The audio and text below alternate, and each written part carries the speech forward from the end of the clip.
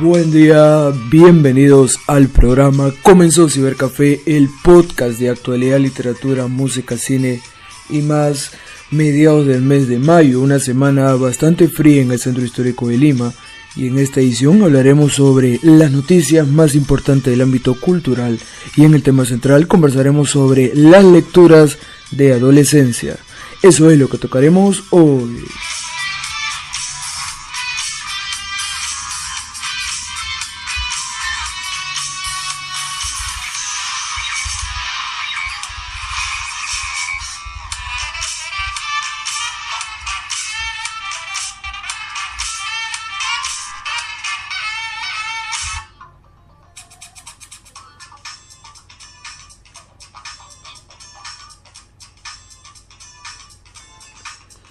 Comenzamos repasando brevemente las noticias de actualidad y hace poco la revista Anfibia ha publicado un artículo muy interesante titulado Marché contra mi padre genocida, en donde una argentina que se cambió el apellido recientemente marchó para que su padre no salga de la cárcel.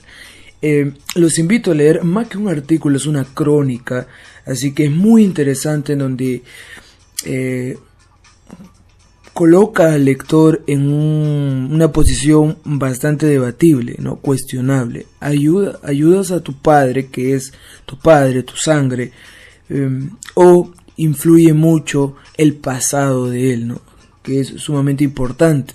Si le ha hecho daño a otras personas, si es un delincuente, ¿seguirías con él?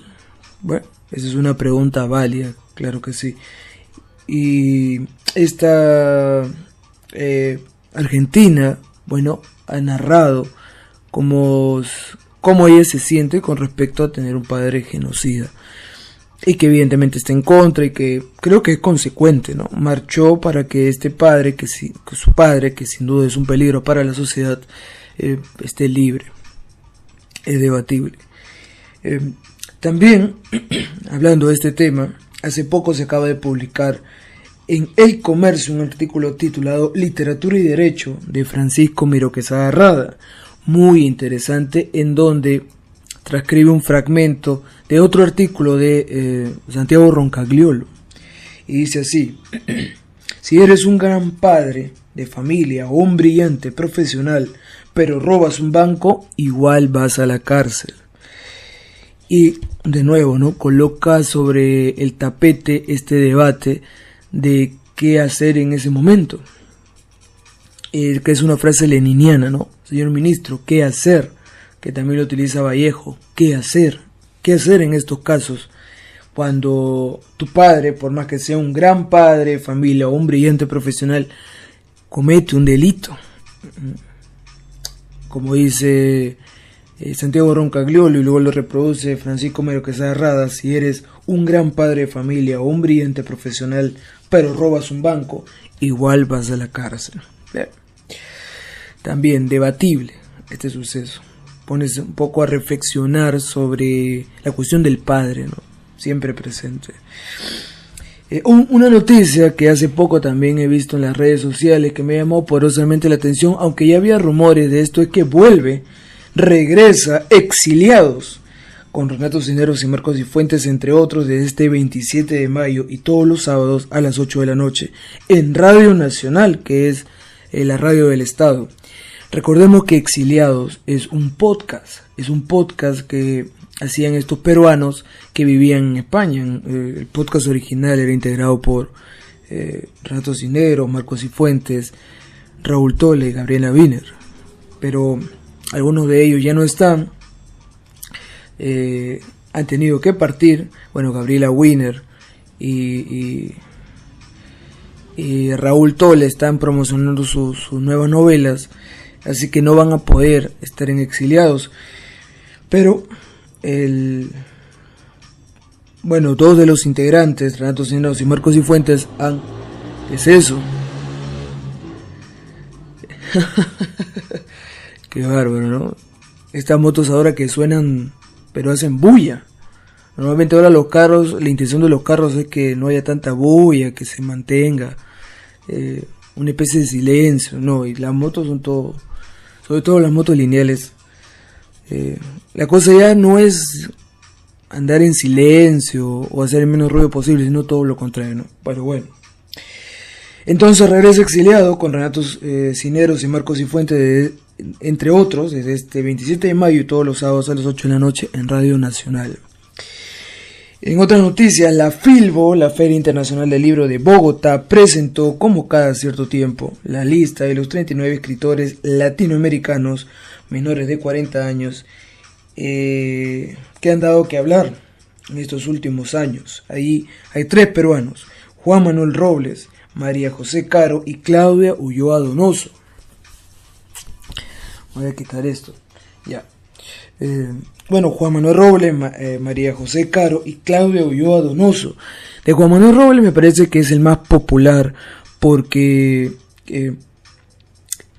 es periodista, ¿no? Entonces, antes de ser escritor propiamente, escritor de ficción, ha sido periodista, entonces tiene un cierto grado de popularidad. También es un gran cronista, inclusive su crónica Cromwell, el cajero generoso, está entre las 10 mejores crónicas de latinoamericanos, de escritores latinoamericanos, de periodistas latinoamericanos. Ahí está Martín Caparrós, Gabriel García Márquez, y bueno, está nada menos que Juan Manuel Robles, con esta crónica que los invito a leer, Cromwell, el cajero generoso. Me parece que él es el más popular de todos ellos, ¿no? El más conocido. Luego está María José Caro y Claudio Ulloa Donoso, que saben bastante de literatura.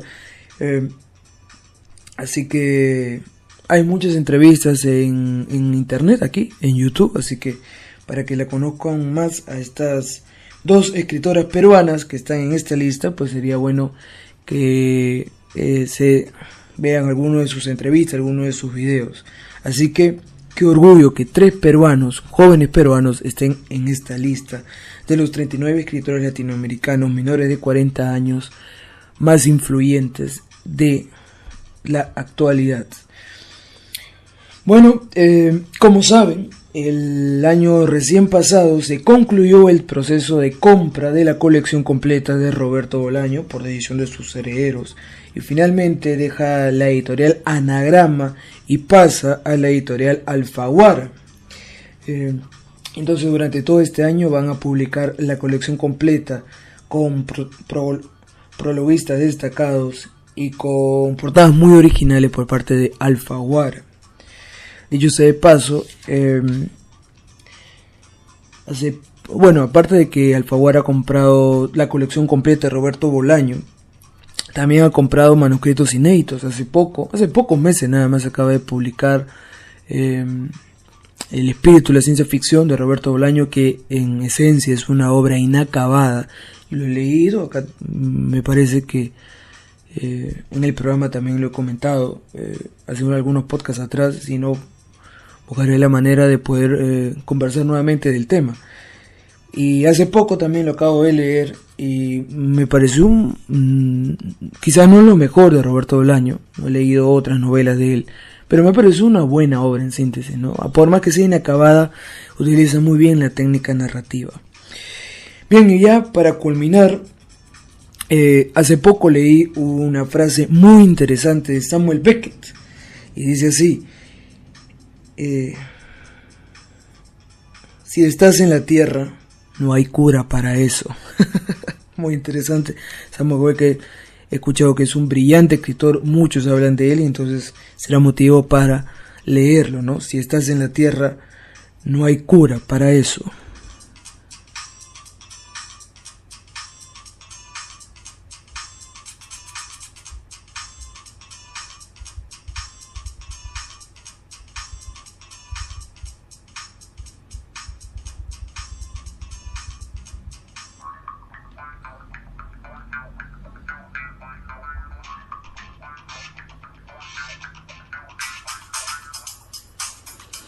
Bien, ahora sí hablaremos sobre el tema central de esta edición. Siempre suscribo que no soy ningún especialista en literatura, todo lo contrario, estudio periodismo, pero lo hago con el ánimo de enterarnos y conocer aún más.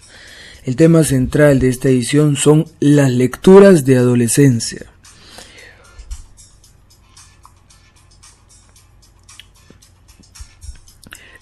Hay libros que pueden leerse con 16 años, pero que se disfrutan y aprecian mucho más cuando se es un poco más adulto. El País de España ha preguntado a padres, profesores, críticos y vendedores y han recopilado algunos libros que servirán a nuestros hijos para dar el salto a la edad adulta, literariamente hablando. Son libros que podemos recomendar o regalar siempre y cuando parezca un accidente. Muy bien, así que el País de España ha enumerado algunas obras que todo adolescente debe leer. Y empecemos. Bueno, en primer lugar está, y no sería menos, ¿no?, El extranjero, de Albert Camus. El extranjero, novela con cuya publicación saltó a la fama Camus en 1942, tiene como referencia omnipresente a Meursault, su protagonista, a quien una serie de circunstancias conducen a cometer un crimen aparentemente inmotivado. El desenlace de su proceso judicial no tendrá más sentido que su vida, corroída por la cotidianidad y gobernada por fuerzas anónimas que, al despojar a los hombres de la condición de sujetos autónomos, los eximen también de responsabilidad y culpa. Siguiente. El retrato de Dorian Gray, de Oscar Wilde. Cuando se publicó el retrato de Dorian Gray, la crítica moralizante no dejó de acusar a su protagonista de ser una figura satánica, corrompida y corrupta, sin comprender que era el héroe de una novela que reflejaba la fatalidad de los románticos. Oscar Wilde había querido hacer de la belleza un refinamiento de la inteligencia y para ello sumió a su protagonista, Dorian Gray, en una atmósfera de perversión dominada por el arte y los poderes de un misterio que está más allá de la realidad. Gracias a los dioses, el culto a la belleza puede trasladar las huellas del paso del tiempo a un cuadro, mientras el rostro de Dorian Gray permanece inalterado e inalterable. Siguiente. El Gran Gatsby, de Scott Fitzgerald. Jay Gatsby, el caballero que reina sobre West Egg, el anfitrión de las noches sin tregua, pero también el triunfador marcado por la tragedia, sino de una soledad no pretendida, es el arquetipo de esos años 20 que se iniciaron con la prohibición y discurrieron en el gangsterismo y la corrupción política organizada. Protagonista de una década que culminaría con la catástrofe de 1929, su imagen de esplendor no hace sino anunciar un drama inevitable. Siguiente. Fahrenheit 451, de Ray Bradbury. La temperatura a la que se quema y enciende el papel es de 451 grados Fahrenheit. Guy Montag, el protagonista, es un bombero y el trabajo de un bombero en la historia es quemar libros. Estos libros están prohibidos porque son causa de discordia y sufrimiento.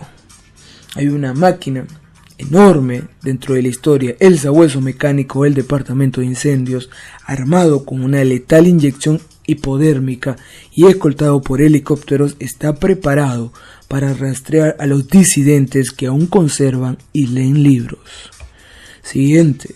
El guardián entre centeno, de J.D. Salinger. Publicada inicialmente en 1945, esta obra se convirtió inmediatamente en libro de culto para los lectores norteamericanos.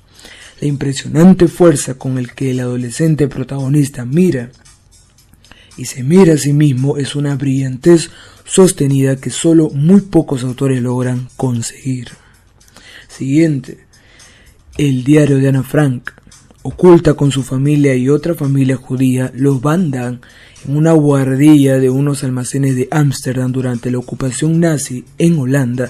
Ana Frank, con 13 años, cuenta en su diario, al que llamó Kitty, la vida en grupo. Ayudados por varios empleados de la oficina, permanecieron durante más de 2 años en un anexo secreto, hasta que finalmente fueron delatados y detenidos.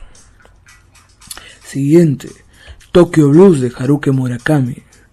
Toru Watanabe, un ejecutivo de 37 años, escucha casualmente mientras aterriza en un aeropuerto europeo una vieja canción de los Beatles y la música hace retroceder a su juventud al turbulento Tokio de finales de los 60. Toru recuerda con una mezcla de melancolía y desasosiego a la inestable y misteriosa Naoko, la novia de su mejor y único amigo de la adolescencia, Kizuki. El suicidio de este les distancia durante un año hasta que se reencuentran en la universidad. Inician allí una relación íntima, sin embargo, la frágil salud mental de Naoko se resiste y la internan en un centro de reposo. Al poco tiempo, Toru Watanabe se enamora de Midori, una joven activa y resuelta. Indeciso entonces y sumido en la duda y temores, experimenta el deslumbramiento y el desengaño allá por donde todo parece cobrar sentido: el sexo, el amor y la muerte.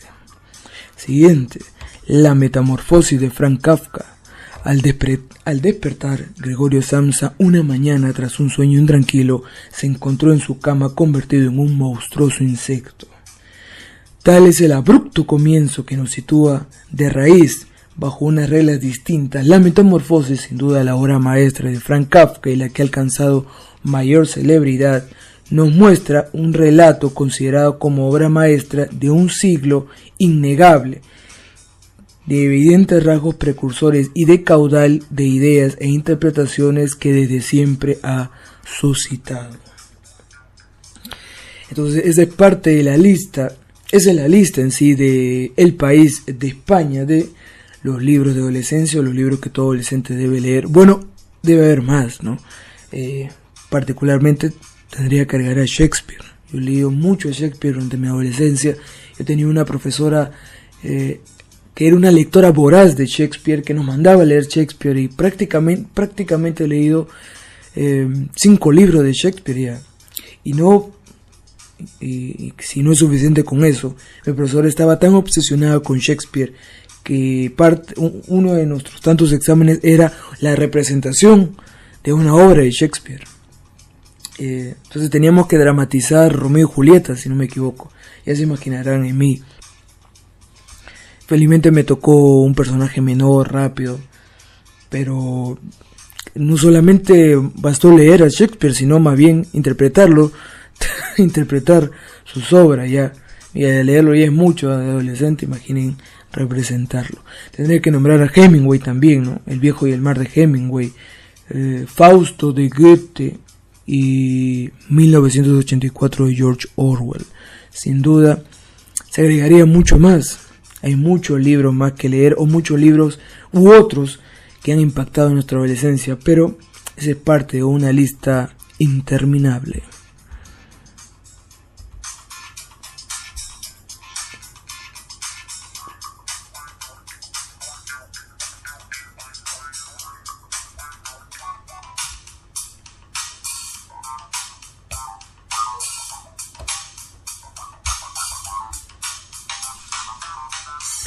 Recuerda, escríbenos en la caja de comentarios si quieres opinar sobre los temas que hemos desarrollado en el programa, o etiquétanos en las redes sociales si tienes algún tema de interés particular y quieres que lo comentemos en el próximo episodio.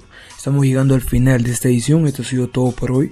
Los invito a suscribirse, darle me gusta, comentar y compartir los programas. Gracias a todos ustedes. Nos reencontramos en otra oportunidad. Buen día para todos.